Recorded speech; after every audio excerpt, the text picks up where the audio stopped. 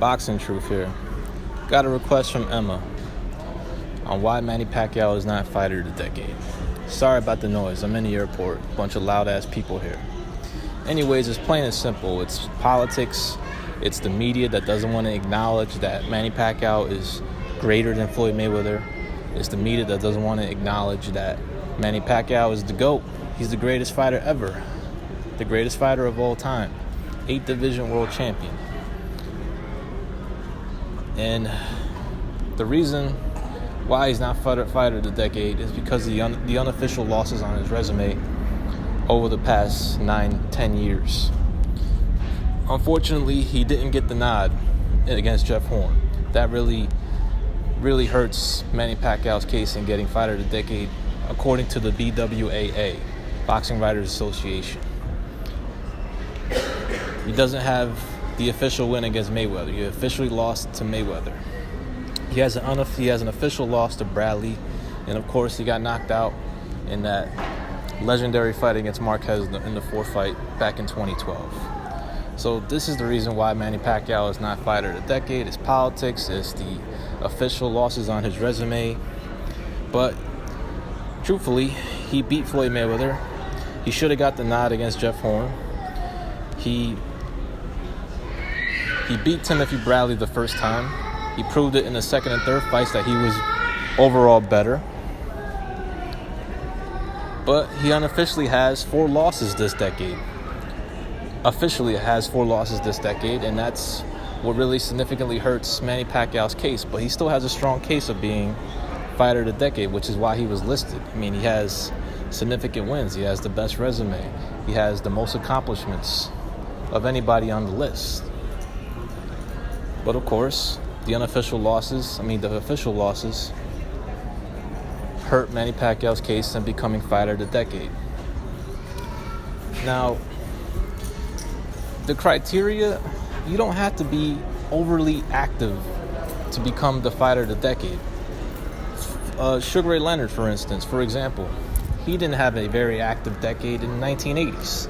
He was semi-retired most of the time. He was in and out of the ring.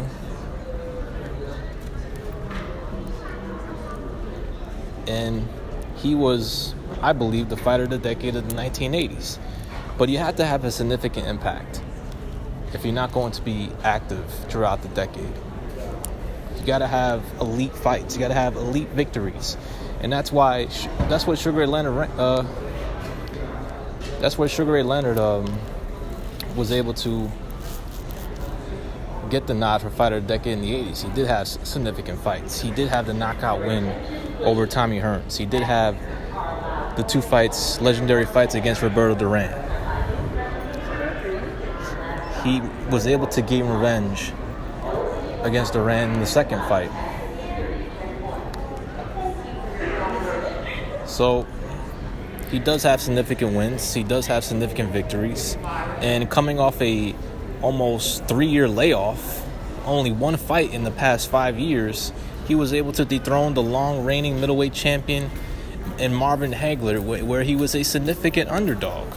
Everyone thought Hagler was going to kill Leonard, and Leonard was able to flip the script, able to get the upset win and a decision victory. And I watched that fight. Leonard deserved the decision. Leonard definitely deserved the decision. He should have gotten the nod, and he did get the nod. He rightfully won that fight, and he was fighter of the decade in the 1980s. Mayweather, who's been named fighter of the decade, according to the BWAA, he did have significant impact in terms of the significance of the events. He was in the 2 highest selling fights of all time, against Manny Pacquiao and against Conor McGregor. However, the latter part of the decade is truly lacking. He cherry-picked. He only had really 1 unofficial prize boxing fight against Andre Berto following the Manny Pacquiao fight. He didn't beat Manny Pacquiao. He beat a green weight-drained Canelo. And he cherry-picked and went life and death for the MMA fighter. Lost the first 5 rounds, got beat up in the first 5 rounds. And then he cherry picks for a payday a 20-year-old Japanese kickboxer. And this is all he has to do to become fighter of the decade. It's a bunch of dick riders, a bunch of people that don't want to acknowledge that Manny Pacquiao was and always is better and greater than Floyd Mayweather. But this is your fight of the decade. Nice shiny record, but unofficially, he's 47-2-1. But this is your fight of the decade.